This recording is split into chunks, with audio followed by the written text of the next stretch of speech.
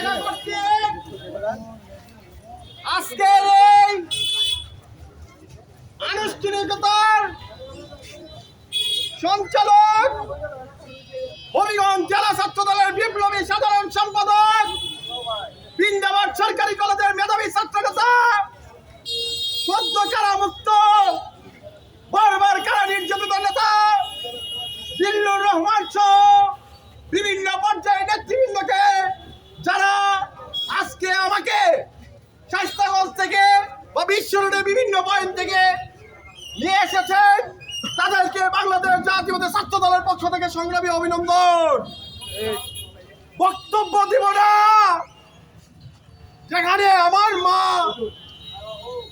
আইসিইউতে আছে, সিসিউতে আছে, বক্তব্য আমাদের মানায় না।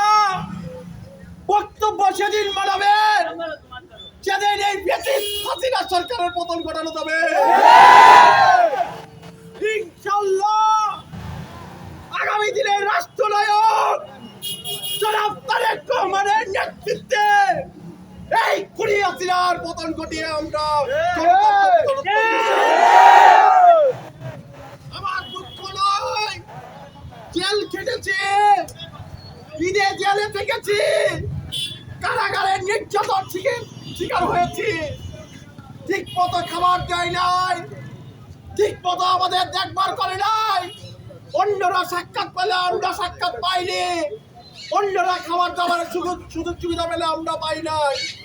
আমাদের একটাই অপরাধ, আমরা সেদিন রাষ্ট্রপতি বেগম খালেদা জিয়ার ও রাষ্ট্রপতি শহীদ রাষ্ট্রপতি জিয়া রহমানের সুযোগ্য সন্তান জনাব তারেক রহমানের ছবিতে যে বিভ্রান্ত করার প্রতিষ্ঠা করেছিল, যারাই করেছিল এই ব্যানারটা ছিঁড়া হয়েছিল।